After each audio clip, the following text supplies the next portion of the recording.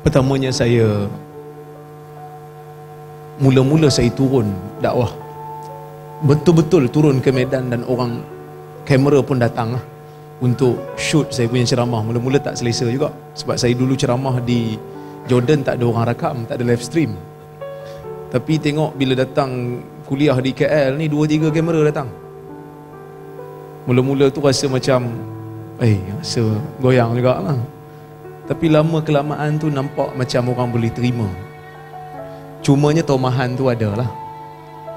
Dan saya mempunyai pandangan masa itu, saya rasakan kalaulah saya turun kepada orang yang benci kat kita ni, dan kita bagi tahu sumber kita, dan kita bagi tahu kita ada asas, saya fikir mungkin mereka terima. Maka saya menerima jemputan untuk berdiskusi dan berdebat dengan seorang tokoh mereka, yang mana tokoh mereka ni dalam kuliah dia memang asyik entam kita lah, dengan harapan saya nak bagi tahu kepada mereka bahawasanya pemikiran yang kita bawa ni ada asasnya.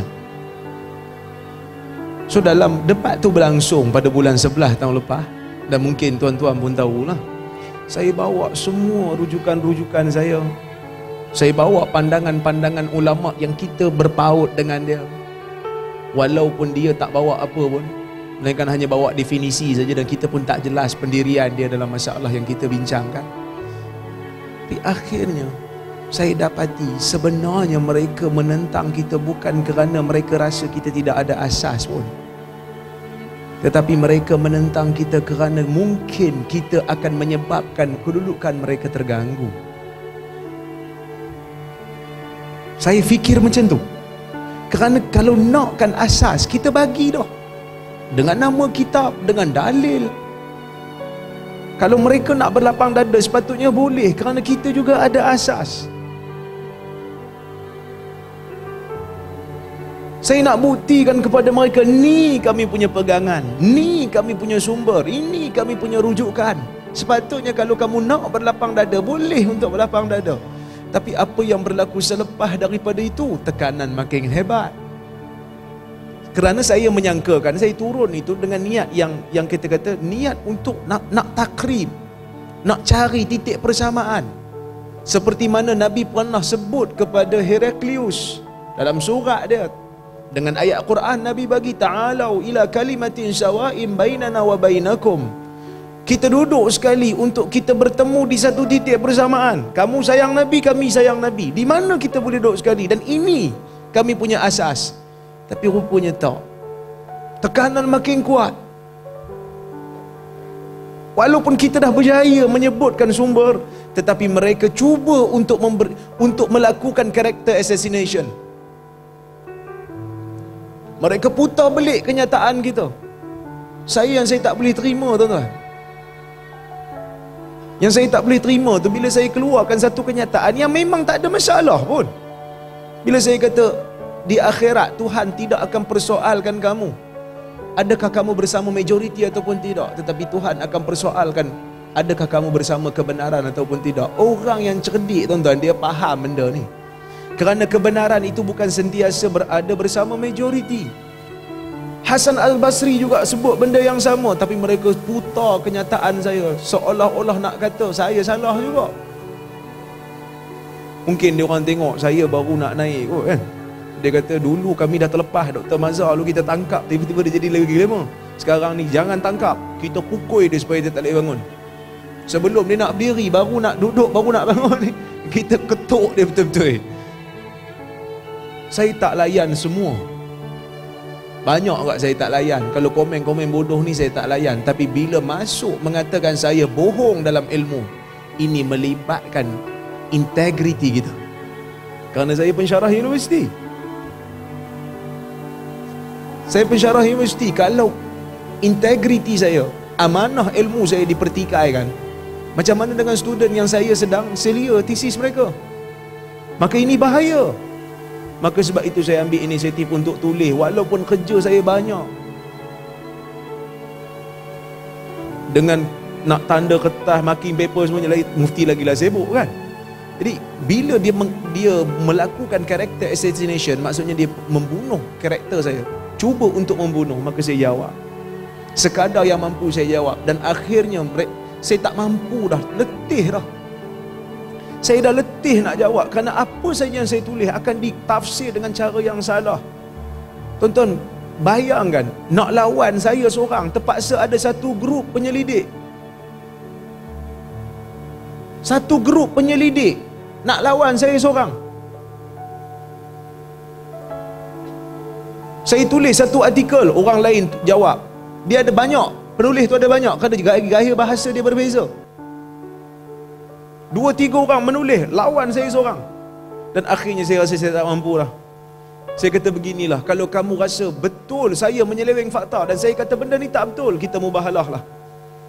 Nak redakan benda ni, kalau kamu bertanggungjawab dengan tuduhan kamu, sila turun mubahalah.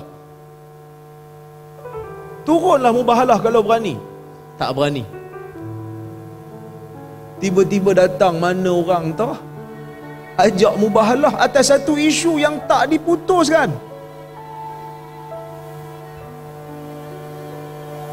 Dan saya terima pada awalnya dan saya bagi tajuk sebab dia jemput saya.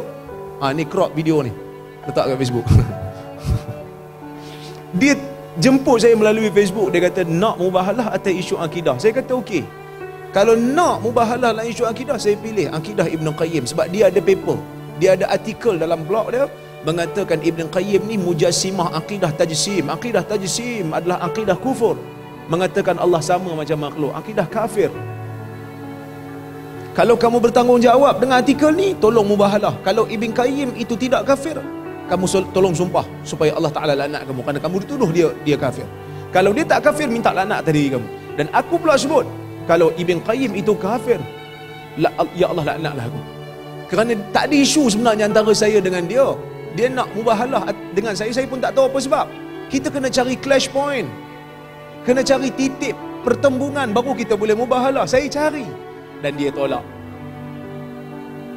Dia tolak. Dan dia kata datang je lah. Saya kata datang nak buat apa? Saya kerja kat UPSI. Saya bukan macam dia menganggur. Nak pergi ke Putrajaya, dan saya tak bagi kata putus. Saya kata kalau tak difinalisekan tajuk, kalau tak setuju dengan tajuk ni, saya tak hadir. Dan saya harap, saya menganggap ustaz tak berminat dan ajak-ajak ayam kan. Tapi dia datang juga. Saya pun heran, tak faham bahasa kot. Saya cakap bahasa Melayu, bukan bahasa Mamak. Manusia, dia cuba apa saja cara untuk menjatuhkan kita. Dan cuma saya nak bagi tahu pada tuan-tuan, macam mana yang disebut oleh pengusi tadi, apa yang perlu dibuat.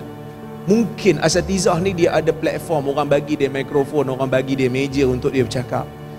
Tuan-tuan yang tak dapat platform untuk bercakap ni, paling tidak tuan-tuan promosi asatizah kita. Kebanyakan di antara kita ni kadang-kadang belum cukup lagi untuk promosikan. Ajak kawan-kawan datang kuliah. Promosi pemikiran kita, keluasan. Kerana semalam saya ada jumpa dengan satu orang hamba Allah. Dia kata, masa dia beli CD ceramah saya dan Dr. Mazhar, bawa balik rumah, anak dia sebut, ni Wahabi ni, kata. Pasal apa ayah dengar? Dia sebut pada anak dia, kau pernah dengar ke daripada dua orang ni? Pernah belajar ke? Dan akhirnya dia ambil inisiatif untuk dengar, dan Alhamdulillah lama-lama okey. Maka sebab itu kita ambil ruang yang kita ada dengan kawan-kawan rapat kita, kawan sekerja kita, promosikan asatizah kita ni. Mereka membenci kita kerana mereka tidak pernah dengar daripada kita. Dan saya terima tuan-tuan, saya tak tipu, ni bulan Ramadan, wallahi saya sebut dalam page Facebook, mungkin saya boleh kata berpuluh mesej yang masuk, berpuluh personal message yang masuk, minta maaf pada saya kerana dulu tak pernah dengar, dia kutuk saya. Dan akhirnya dia terima, kerana lepas dia dengar, dia kata tak ada masalah apa pun, walaupun tak setuju semua benda, tapi dia kata tak ada masalah apa pun. Kita jadikan mereka sudi mendengar walaupun sikit. Carilah mana-mana video ustaz-ustaz kita ni yang pendek-pendek tu, kan, yang kejiwaan yang boleh tarik orang untuk dia dengar, supaya dia tertarik dengan pemikiran kita, dia tertarik dengan asatizah kita. Dan insya-Allah tuan-tuan, saya pun setuju dengan Datuk Mufti tadi, di internet kalau kita tengok sebenarnya kita dominan.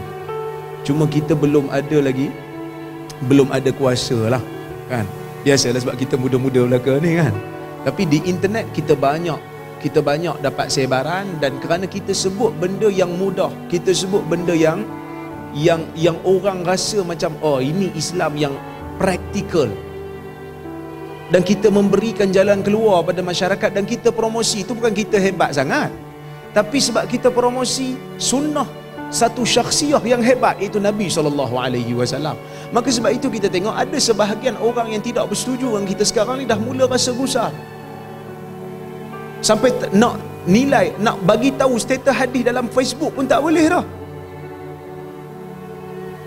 Bukannya kita nilai guna Facebook. Facebook bukan ada software untuk nilai hadis. Kita yang nilai sendiri, kita bagi tahu kat orang melalui Facebook. Kita sebar kat Facebook je. Itu pun dah tak boleh dah. Nak kena masuk pondok. Maka dia nak Islam ni menjadi eksklusif hanya untuk puak dia saja. Kerana dia bimbang mungkin apa yang kita bawa sudah mula untuk mendapat tempat di jiwa masyarakat. Kita terus kerja. Kita terus tuan-tuan. InsyaAllah kita optimis, satu hari nanti kita akan menjadi dominan, insyaAllah.